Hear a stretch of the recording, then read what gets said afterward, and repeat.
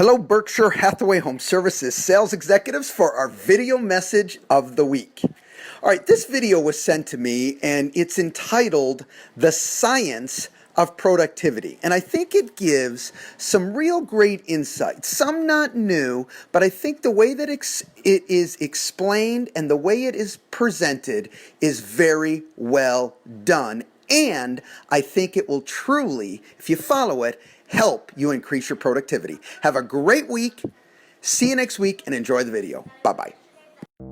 In a world that seems busier by the day, productivity is on the minds of many. But instead of downloading the latest time management app or forcing yourself to stay at work for hours on end, how can we use science to crack open the potential of our minds? Is there a secret to being productive? The first thing to come to terms with is that your willpower is simply not enough.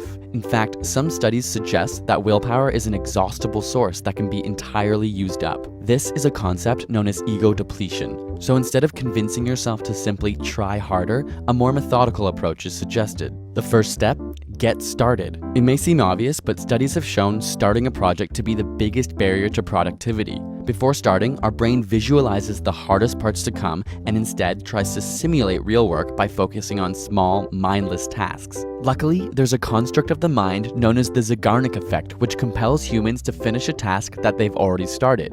The Zeigarnik effect shows that when we don't finish a task, we experience discomfort and intrusive thoughts about it. So get started now. What about time management? Shockingly, when we look at some of the most elite musicians in the world, we find that they aren't necessarily practicing more, but instead more deliberately. This is because they spend more time focused on the hardest task and focus their energy in packets. Instead of diluting their effort over the entire day, they have periods of intense work followed by breaks.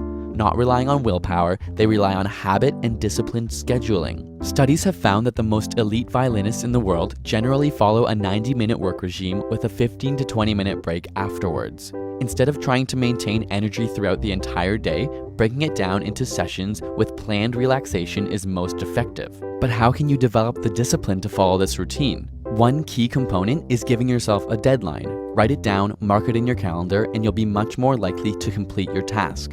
On top of this, create something called an accountability chart to document your progress. In one column, write the time span, and in the other, the activities you accomplished during this time.